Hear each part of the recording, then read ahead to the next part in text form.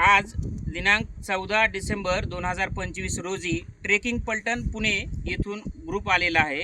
हा खंदेरी किल्ल्यावर आलेला आहे आणि या ठिकाणी आपण पाहतो की पर्यटकाबरोबर इतर उपद्रव करणारे लोक येतात आणि त्यांनी इकडे दारूच्या बाटल्या किंवा आणखी काही गोष्टी घेतलेल्या आहेत आणि त्या इथेच टाकून गेलेले आहेत आणि हे अशा प्रकारचा जो उपद्रव करत असतील तर यांच्यासाठी सरकारनं पण काळजी घेणं गरजेचं आहे। तसंच स्थानिकांनी पण याकडे लक्ष देणं गरजेचं आहे, कारण स्थानिकांना माहीत असणार आहे की कोण येत आहेत ते आणि त्यांना त्याचा प्रबंध करायला पाहिजे।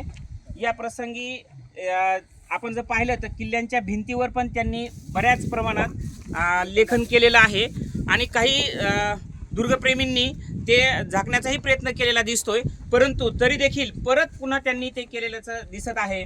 तर मी ट्रेकिंग पलटणच्या वतीने अशी विनंती करतोय की अशा प्रकारचा उपद्रव हा गड किल्ल्यांच्या बाबतीत करू नये, अशी कळकळीची आम्हा सर्वांच्या वतीने विनंती आहे। धन्यवाद।